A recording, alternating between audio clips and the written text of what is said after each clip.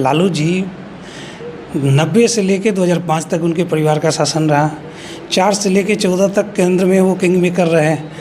तेजस्वी जी को तो यह बताना चाहिए कि इस हाउस में, देश के पार्लियामेंट में या फिर विधानसभा में उन्होंने क्या किया। तो वो सिर्फ नए लोगों को भरमाने की कोशिश कर रहे हैं, लेकिन बिहार की जनता स्पष्ट है, मैच्योर है, परिपक्व है, वो भ्रम में आने वाली नहीं है।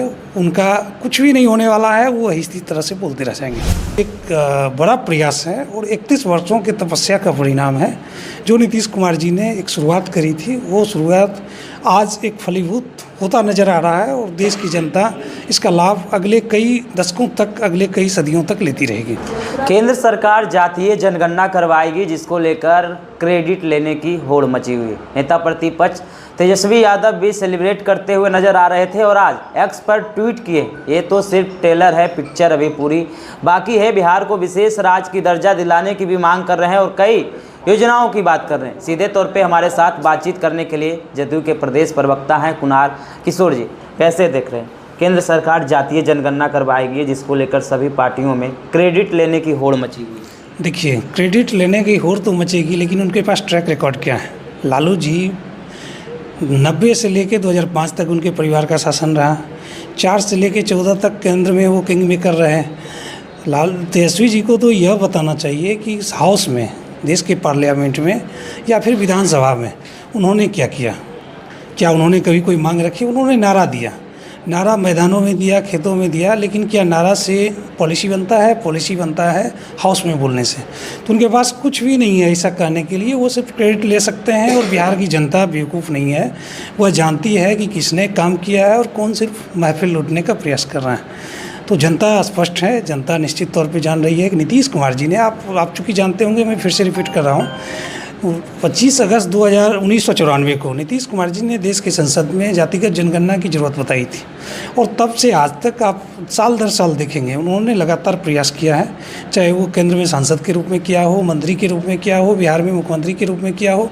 हमेशा उन्होंने, चाहे 96 में कैबिनेट नोट पर तैयार करने की बात हो रही थी या फिर सोशियो इकोनॉमिक सर्वे को सार्वजनिक करने का मांग हुआ, तो आप देखेंगे कि देश के इकलौता मुख्यमंत्री थे नीतीश कुमार, जिन्होंने लगातार सोशियो इकोनॉमिक सर्वे को सार्वजनिक करने की मांग करी थी। और लालू जी उसमें तो किंग मेकर थे, लेकिन उसमें चुप हो गए। शायद वो चारा घोटाला में फंसे थे और इस डर से वो बचे हुए थे।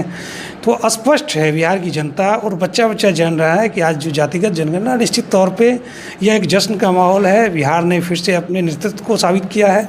हमारा जो प्रयास था वो नेशन में एक्सेप्ट किया गया और उसी एक्सेप्टेंस के आधार पर हम जश्न मना रहे हैं। और हमें गर्व है कि नीतीश कुमार ने जिस प्रयास को 31 साल पहले शुरू किया था, आज वह फलीभूत हो रहा है। बिहार की जनता समेत देश की जनता इसका लाभ उठा पाएगी। तेजस्वी यादव लालू यादव के ट्वीट को दिखा रहे हैं। 1996 में जो लालू यादव जातीय जनगणना को लेकर ट्वीट किए थे। अरे 96 में किए और हमारे नेता तो 94 में किए, उसका वीडियो अवेलेबल है। तो आप जो पहला शतक लगाता है उसको याद रखेंगे या बाद में जो शतक लगाएगा उसको याद रखेंगे? 96 की जो बात कर रहे हैं, अभी तक तो उनको पता नहीं है तेजस्वी जी को कैबिनेट नोट जारी हुआ था, ना कि कैबिनेट से अप्रूव हुआ था। तो इतना बड़ा झूठ वो बोल रहे हैं, बिहार की जनता को, देश की जनता को झूठ बोल रहे हैं। कैबिनेट नोट और कैबिनेट से अप्रूवल में बहुत अंतर होता है। कोई भी योजना या कोई भी मसौदा कैबिनेट से अप्रूव होना और कैबिनेट नोट तैयार होना, दोनों में अंतर होता है। वो कह रहे हैं कि हमारे पिताजी राष्ट्रीय अध्यक्ष थे और हमारे मुख्यमंत्री जी उस समय उस सरकार के एक मंत्री थे, कैबिनेट के सदस्य थे। तो क्रेडिट हमें मिलना चाहिए या उन्हें मिलना चाहिए, ये स्पष्ट करना चाहिए उन्हें। तो वो सिर्फ वर्गला रहे हैं।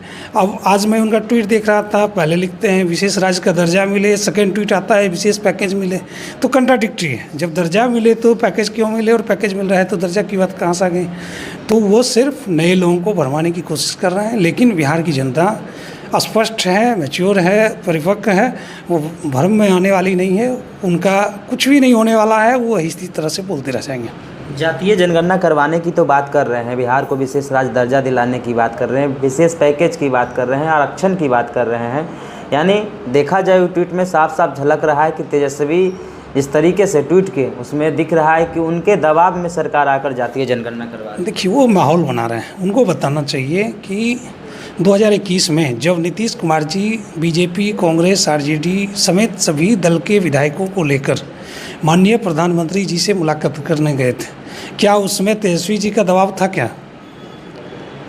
तब तो वो सरकार में भी नहीं थे, एनडीए की सरकार थी, उसमें तो तेजस्वी जी कुछ बोल भी नहीं पा रहे थे। तो दबाव किसी का नहीं, दबाव ये प्रयास है, एक बड़ा प्रयास है और 31 वर्षों की तपस्या का परिणाम है। जो नीतीश कुमार जी ने एक शुरुआत करी थी, वो शुरुआत आज एक फलीभूत होता नज़र आ रहा है और देश की जनता इसका लाभ अगले कई दशकों तक, अगले कई सदियों तक लेती रहेगी। चलिए, बहुत बहुत धन्यवाद सर। हमारे साथ बातचीत करने के लिए जदयू के प्रदेश प्रवक्ता किशोर कुणाल जी थे। तेजस्वी यादव जहां ट्वीट किए हैं तो उनके ट्वीट पर अपनी प्रतिक्रिया देते हुए नज़र आ रहे थे। फिलहाल इस वीडियो में इतना ही। आपकी क्या प्रतिक्रिया होगी, अपनी प्रतिक्रिया कमेंट में ज़रूर दें और ऐसे ही खबरों से रूबरू होने के लिए देखते रहिए आगाज़ फर्स्ट न्यूज़।